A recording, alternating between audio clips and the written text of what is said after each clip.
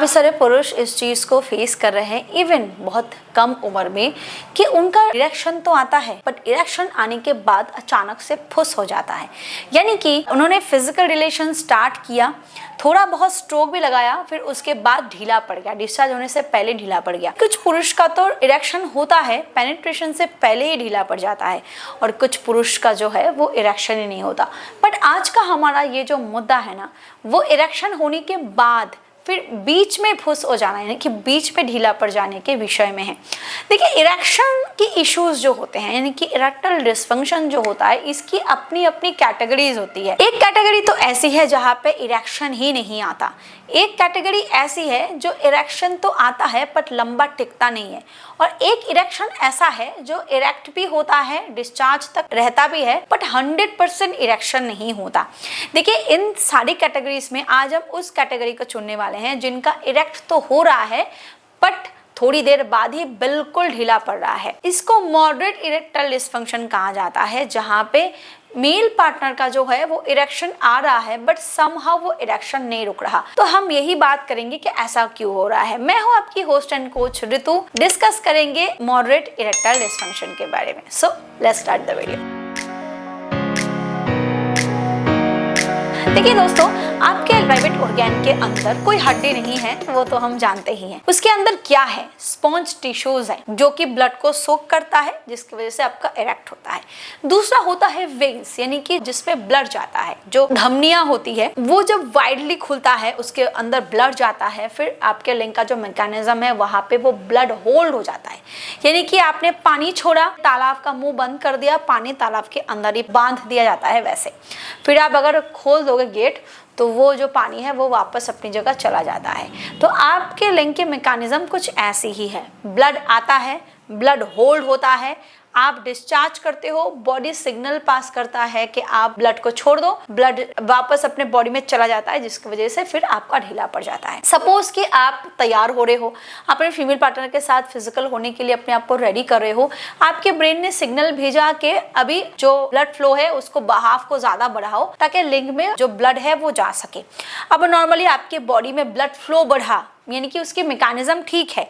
किसी किसी का ब्लड फ्लो कम होता है बॉडी में, ब्लड सर्कुलेशन, ब्लड फ्लो, यानी कि आपका ब्लड फ्लो सही है, आपके लिंग में ब्लड गया, बट किसी भी रीजन की वजह से कोई लीकेज हुआ, डैमेज हुआ, यानी कि आपके वेन में ब्लड गया बट लीकेज होने की वजह से ब्लड फिर वापस चला गया।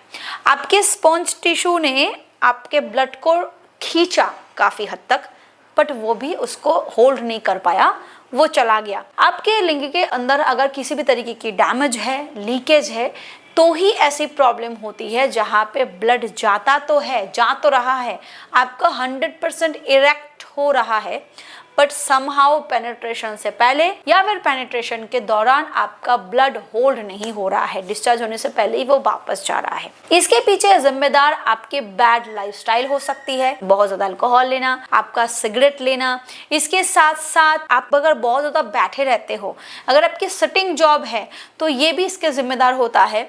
इसके अलावा अगर आपने बहुत ज्यादा गंदे तरीके से हैंड प्रैक्टिस की है, जिसकी वजह से आपके जो पहले ऐसा प्रॉब्लम नहीं था अब हो रहा है, डिप्रेशन से भी ये सारी प्रॉब्लम होती है। जो नर्व्स होते हैं ना, वो अच्छी तरीके से सिग्नल नहीं भेज पाता, ठीक से नहीं हो पाता, जिसकी वजह से समय से पहले ही आपका ब्लड जो है वो वापस चला जाता है। यानी कि आपकी ब्रेन जब पास करती है सिग्नल कि यार अभी ब्लड को वापस भेजो, वो डिस्चार्ज होने के बाद होती है। बट अगर आपका नर्व खराब हुआ, यानी कि सिग्नल आपके नर्व के थ्रू जाता है, वो आपके ब्लड वेजल्स के थ्रू नहीं जाता, तो नर्व के थ्रू जब नर्व अगर आपका ठीक नहीं रहा, अगर आप बहुत ज़्यादा डिप्रेस्ड हो, स्ट्रेस्ड हो, इससे भी जो नर्व सिस्टम है वो खराब होता है, जिसकी वजह से ऐसी इरेक्टाइल डिसफंक्शन की प्रॉब्लम आपकी देखने को मिल सकती है।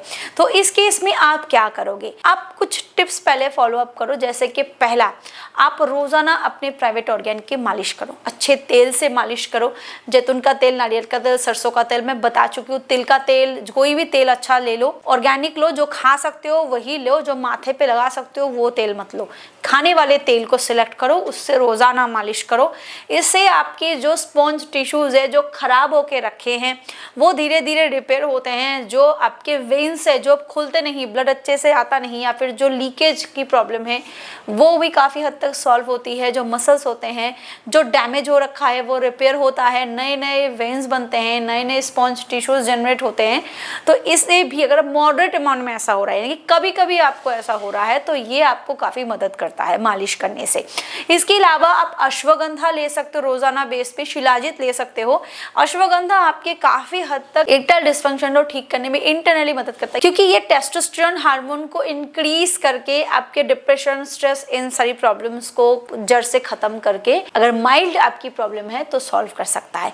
अगर इन सारी चीजें करने के बावजूद भी आप देख रहे हो कि कुछ नहीं हो रहा है, आप सिगरेट कम कर दो, आप अल्कोहल अगर ले रहे हो वो कम कर दो, फिर भी देख रहे हो कैसी प्रॉब्लम हो रही है, तो हो सकता है कि आपको डॉक्टर का सहारा लेना पड़ जाए। इस केस में मार्केट में ऐसी बहुत सारी ट्रीटमेंट्स है, लाइक शॉक वेव थेरेपी है, पी शॉट थेरेपी है, या फिर काफ़ी सारी शुरुआत में इसमें डॉक्टर्स दवाइयाँ भी देते हैं जिससे आपकी प्रॉब्लम सॉल्व होती है। वियाग्रा भी काफ़ी हद तक इन सारी केस में थोड़ा बहुत मदद कर सकता है, बट दोस्तों अपने आप से इसको ना ले, डॉक्टर के प्रेस्क्रिप्शन के साथ ही ले। तो ये प्रॉब्लम अगर आपकी जड़ तक नहीं पहुंची है तो आपकी प्रॉब्लम थोड़ी कुछ दिनों में, कुछ महीनों में ठीक हो जाएगी। तो आप अच्छे डॉक्टर से कंसल्ट करो और उनसे ही आप इसके बारे में डिस्कस कर सकते हो कि आपको एक्चुअल बेस पे क्या करना है। बट शुरुआत आप थोड़े होम रेमेडी से कर सकते हो, बट यस कुछ भी रॉकेट साइंस नहीं है, इसलिए अपने आप को थोड़ा वक्त तो देना ही पड़ेगा। खराब होने में दोस्तों सालों साल लग जाते हैं, तो सही होने में यार कुछ महीने तो लगेंगे ही। इसलिए अपने आप को कम से कम 3 से 6 महीने का वक्त तो रोजाना अपने प्राइवेट ऑर्गन की मालिश करो अच्छे तेल से, और फिर उसके बाद आप रिजल्ट खुद देखोगे। वीडियो पसंद आए तो दोस्तों इसको लाइक ज़रूर करो, और अगर वीडियो आपको हेल्पफुल लगा हो तो प्लीज़ सब्सक्राइब करना ना भूलो। Thank you.